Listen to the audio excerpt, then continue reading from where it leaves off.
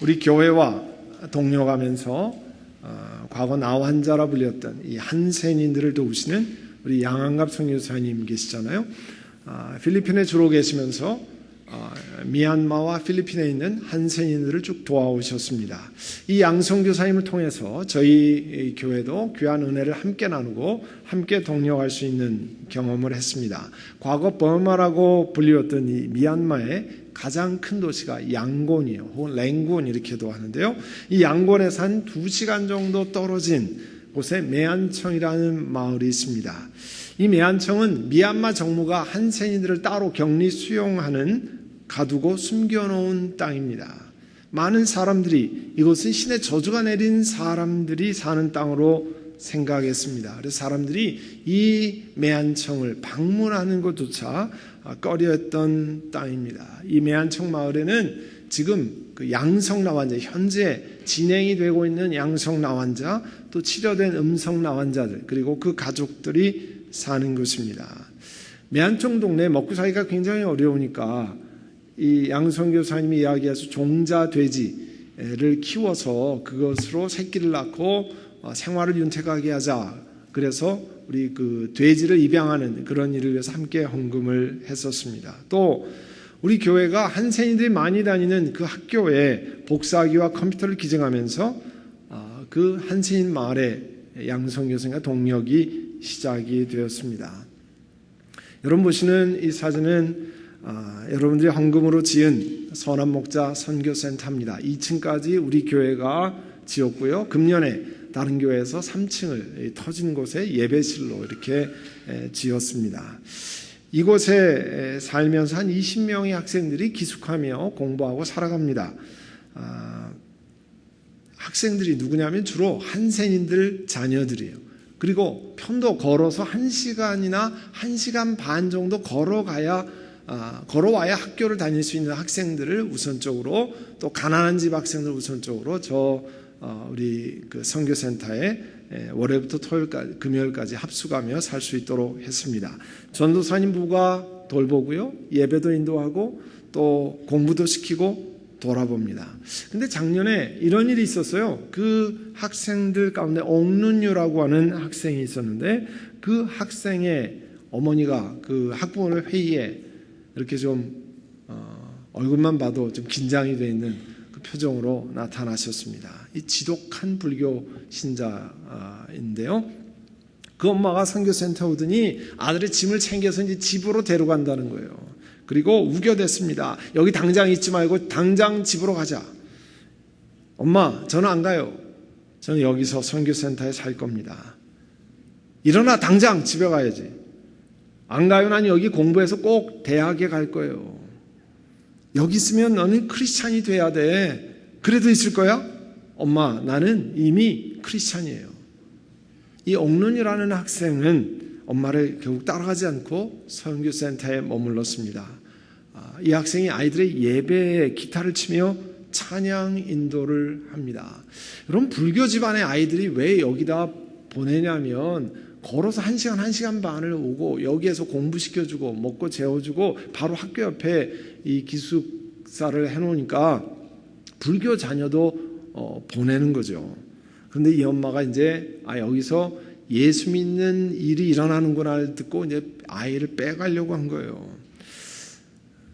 여기 이게 3층 예배실인데요. 금년에 지은 여기에 주일날 예배드리는 장면입니다.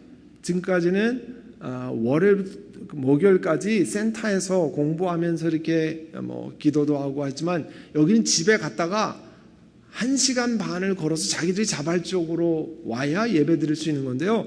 이렇게 어린 자녀들이 와서 예배를 드리고 함께 찬양을 합니다.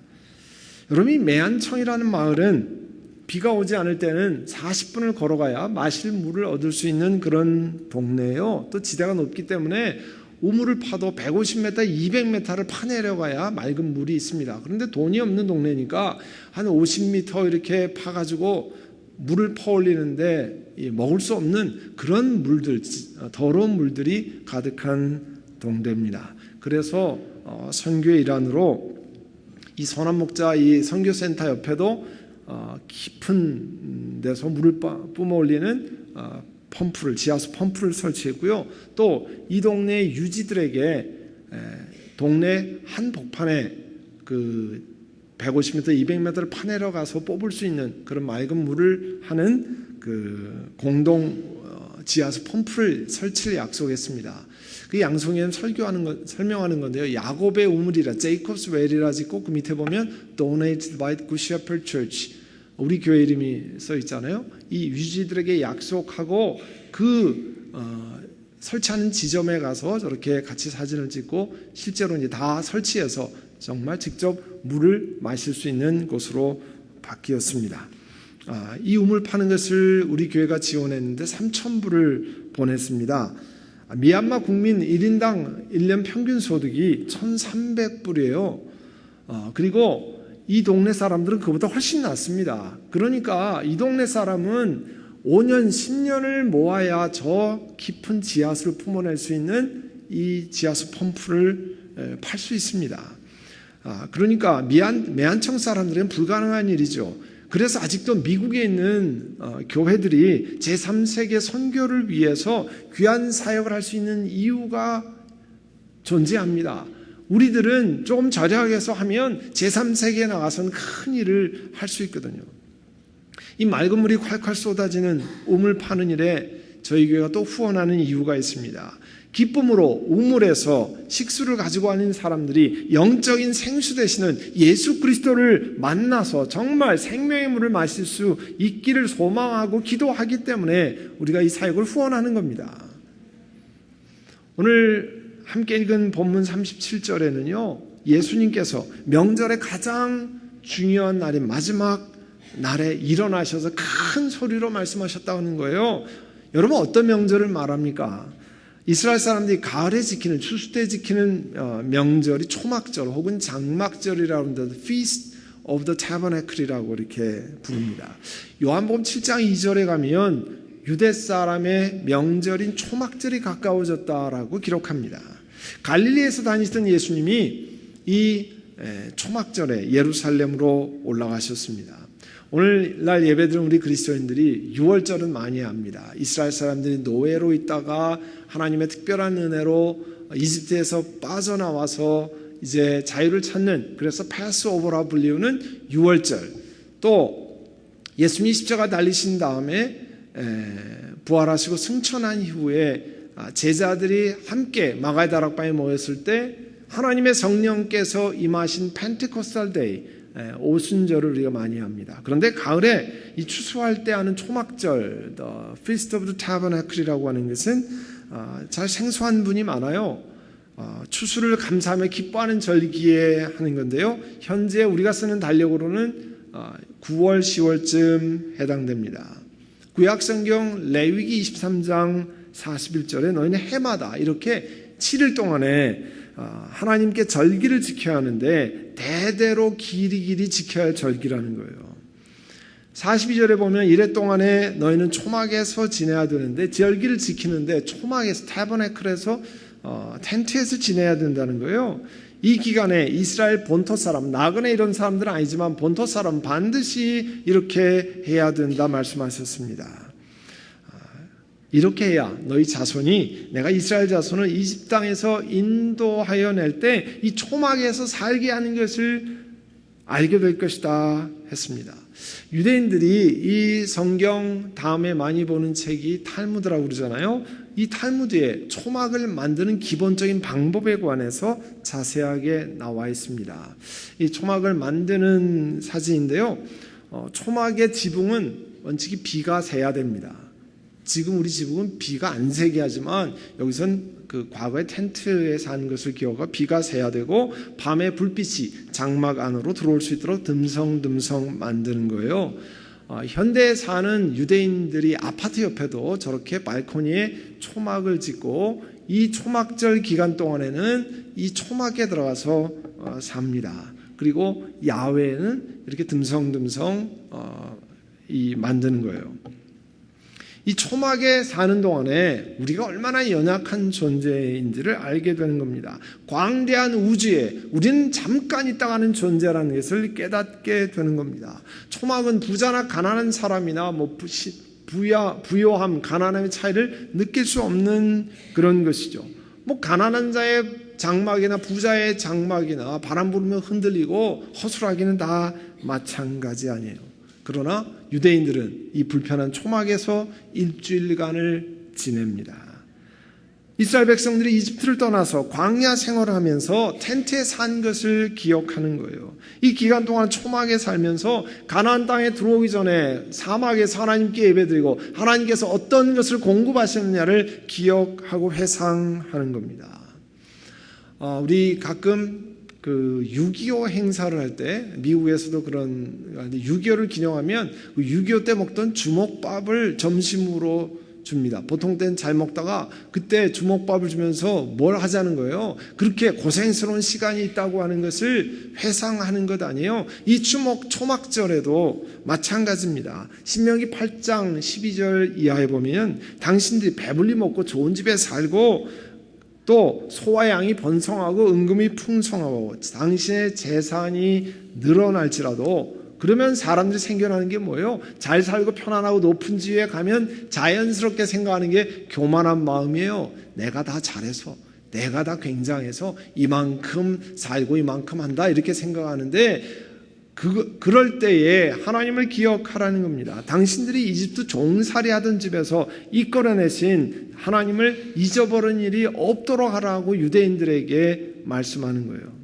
백성들이 자신이 살던 편안한 집을 떠나서 이제 텐트에 거하면서 추수 때 이 좋은 추수를 주신 것은 먹고 배부르게 된 것은 소유가 풍부하게 된 것은 나 때문이 아니고 하나님 때문이라고 하는 것을 교만한 마음에서 벗어나서 하나님을 잊어버리지 않도록 하는 겁니다.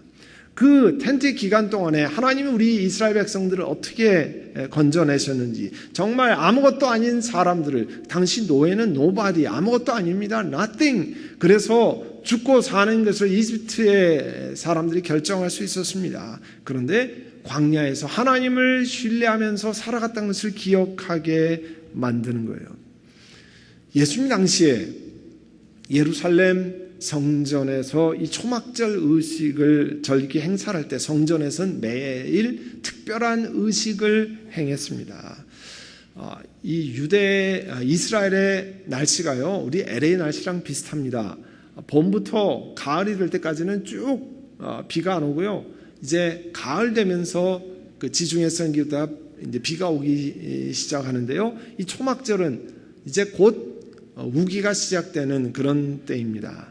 그래서 하나님 이 초막절 행사를 할 때 하나님 우리에게 적당한 비를 주셔서 이 땅에 살게 해 주십시오. 그런 것을 기억하면서 제사장들이 저 실로암 연못으로 내려가서 물을 받아옵니다. 그리고 성전 제단 위에다가 물을 붓습니다. 이 이사야서 12장 3절에 가면요. 너희가 구원의 우물에서 기쁨으로 물을 기를 것입니다 하는 말씀이 있어요. 회중들이 그 찬양을 이 말씀을 가지고 찬양을 하나님 앞에 드립니다. 그동안에 제사장은요 하나님께서 광야에서 이스라엘 백성들에게 물을 주신 것을 기념해서 그 제단 위에다가 물을 붓습니다. 구약 민수기 20장에 가면 이스라엘 백성들이 신광야라고 하는 곳에 가요. 여러분 광야라는 게 데설트잖아요. 사막인데 그 사막에 물이 없으면 얼마나 고통스럽습니까? 그 많은 사람들이 물이 없는 것을 발견하고요. 모세와 아론 앞에 와서 난리를 핍니다. 우리를 그래 이집트에 있어서 살게 놔두면 될 거를 여기까지 데려놔서 목말라 죽게 만드느냐 난리를 피웁니다. 그때 모세와 아론이 하나님 앞에 얼굴을 땅에 대고 엎드렸다고 그랬어요. 하나님 앞에 기도하는 거죠. 그때 하나님께서 모세에게 말씀하셨습니다. 민수기 20장 8절에 너는 지팡이를 잡아라. 그리고 너와 너희 형 아론이 사람들 회중을 불러 모아라. 그리고 사람들이 보는 앞에서 저 바위에게 락에게 명하라는 거예요. 그러면 그 바위가 그 속에 있는 물을 밖으로 흘릴 것이다. 그래서 너와 너희 가축과 이 사람들이 다 마시게 하라 그랬습니다. 여러분 구약 민수기나 출애굽기 이렇게 읽어가면 아무것도 없는 광야에서 하나님께서 이스라엘 백성에 먹을 것을 공급하시고 물을 공급하십니다. 여러분 그래서 사람이 빵으로만 사는 게 아니고 하나님 말씀으로 산다고 하는 게 거기서 나온 말이에요. 우리가 먹고 사는 것이 우리의 물질로만 사는 것이 아니라 하나님 말씀을 의지할 때 하나님이 공급하시는 것을 이스라엘 사람들이 광야에서 경험했거든요. 그 얘기를 하시는 거예요. 하나님이 공급하시는 것을 기억하고 물을 붓는 의식을 행하는 겁니다. 바로 그때 예수님께서 일어나셔서 사람들에게 37절에 오늘 읽은 요한복음 7장 37절에 목마른 사람은 다 내게로 오라. 나를 믿는 사람은 성경이 말한 바와 같이 그의 배에서 생수가 강물처럼 흘러나올 것이다. 이렇게 했어요. Streams of living water will flow from within 이렇게 말씀했어요. 저희가 3년 전에 이 예배 초소에 들어오면서 이 본당 주위에 뭐가 있는지를 설명드린 게 있습니다. 여러분 사진을 보시면 여러분이 앉은 오른쪽 창문 그 위쪽에 바로 사진에 보시는 저런 하나님 말씀이 기록되어 있습니다. Streams of living water will flow. 생수가 강물처럼 흘러나올 것이다 이렇게 써 있어요. 그런데 그 뒤에 from within him 이것을 빼놨는데 사실은 굉장히 그 뒤에 있는 말씀이 중요합니다. 39절에 보면 예수를 믿는 사람이 받게 될 성령을 가르쳐서 말씀하시는 것이다. 예수께서 아직 영광을 받지 않으셨으므로 성령이 아직 사람들에게 오시지 않았다 했습니다. 예수님께서 우리 사람들의 죄를 대신 지시고 십자가에 달리시기 위해서 유대인 지도자들의 고난 받으셨잖아요. 로마 군병의 채찍 맞으셨습니다. 그리고 다른 죄인처럼 십자가에 달리셔서 돌아가셨습니다. 그리고 3일 만에 부활하셨어요. 제자들과 수많은 사람들이 보는 앞에서 보이시고 하늘로 승천하셨습니다. 마가의 다락방에 제자들이 모였어요. 로마 군병 겁나잖아요. 자기의 스승이는 예수님이 십자가에 달려 돌아가셨죠. 또 유대인 지도자들에게 잡힐까봐 겁나는 사람들이 마가의 다락방에 모였습니다. 그때 하나님이신 성령 하나님이 그들에게 임하셨습니다. 그리고 두려움에서 벗어나서 예루살렘 거리에 온 동네에 나가서 예수 그리스도는 하나님, 예수님은 그리스도이십니다. 예수님이 여러분 죄를 용서하십니다. 선포하셨어요. 환경이 변한 것이 하나도 없습니다. 그런데 사람을 살리시는 생수 되시는 성령님을 만난 다음에 그들의 인생이 완전히 바뀌었어요. 고린도전서 12장 3절에 보면요. 성령을 힘입지 않고는 아무도 예수는 주님이시다 말할 수 없다고 그랬어요. 성령께서 우리 마음에 예수 그리스도는 주님이시다고 고백할 수 있는 그런 은혜를 주시는 거예요. 다 내 입으로 그렇게 하는 게 아닙니다.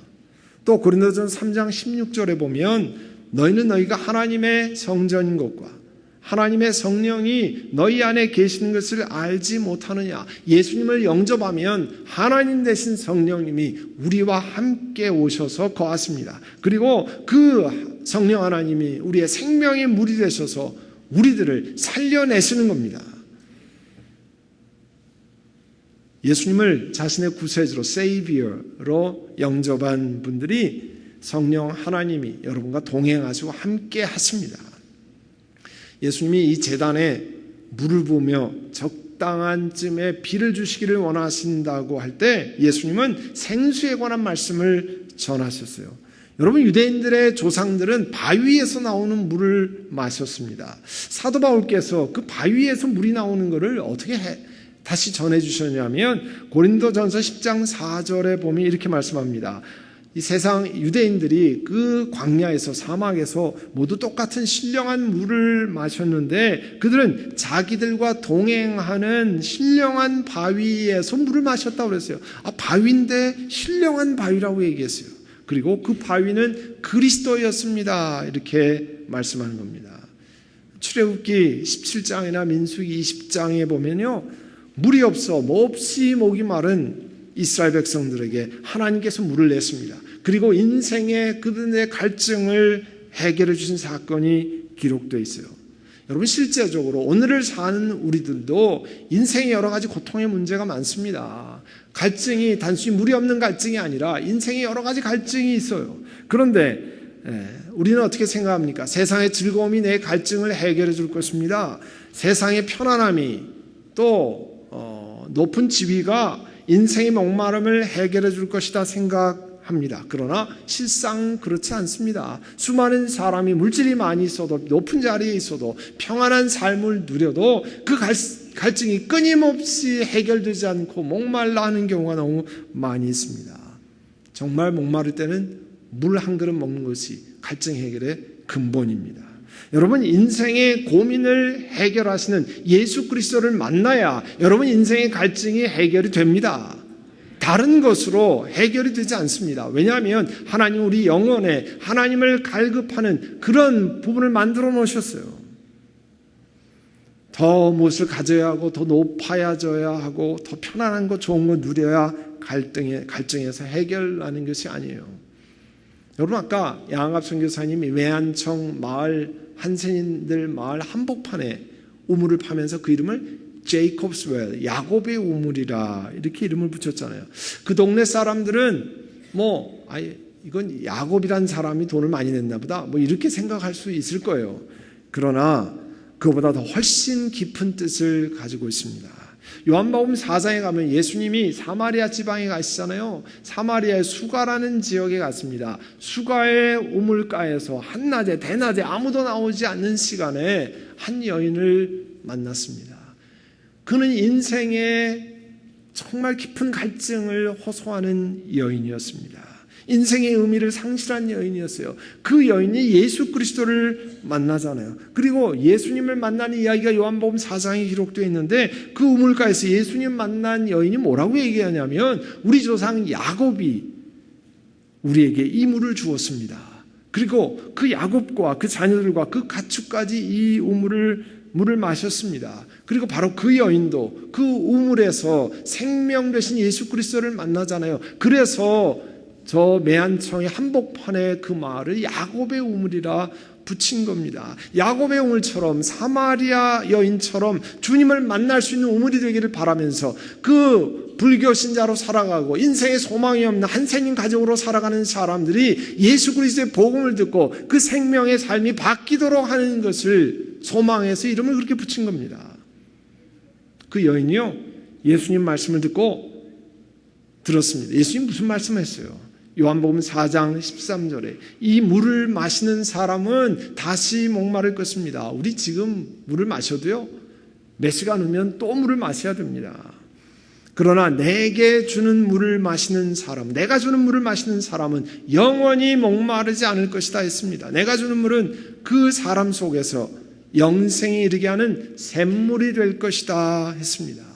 여러분 세상의 가치관은요 우리가 가진 물질이나 우리가 가진 사회적인 지위가 우리의 행복을 결정한다라고 자꾸 가르칩니다. 그러면 이 세상에 특정한 몇 사람만 행복하고 다른 사람 다 불행합니까? 절대 그렇지 않습니다. 세상에 높은 지위가 있지 않고 많은 것을 누리지 못해도 예수 그리스도를 만나고 성령 하나님께 의지하면 환경이 바뀌는 게 없어도 그 인생의 삶의 방향과 목적이 완전히 바뀌어서 행복한 사람들이 수도 없이 많습니다. 아멘? 여러분 이런 때 좀 아멘 하세요. 여러분 나도 그렇습니다. 그런 아멘을 하셔야죠. 여러분 예수님 만나고 성령 하나님께 의지하며 살아가는 사람이 진정으로 행복한 사람입니다. 그 영혼 속에 생명의 기쁨이 흐르는 거예요. 그 생명의 기쁨이 흐르는 사람을 만난 사람이요 또 행복을 전염받습니다. 그 주변의 사람들도 행복합니다.